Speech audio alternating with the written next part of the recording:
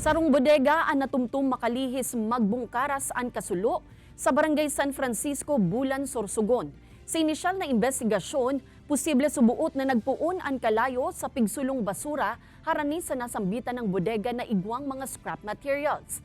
Huli tagibo sa light materials ang bodega kaya marikas na naglakop ang kalayo. Mayo man ni nakulugan sa insidente, alagad nag-abot sa 4,000 pesos ang posibleng kantidad kan danyos na pigwalat kan insidente. Nagpagirumduman ang BFP sa publiko na pirming mag-ingat tanganing malikayan ang mga insidente nin kasulo. Wag na wag tayo magsusunog po, lalo't pag malapit sa gilid ng bahay, tapat ng bahay. Minsan makikita mo sa loob ng bahay yung mga nagsisiga dahil para yung lamok din matanggal sa kayong ibang mga insekto na pwedeng magsiklab o magkaroon ng sunog.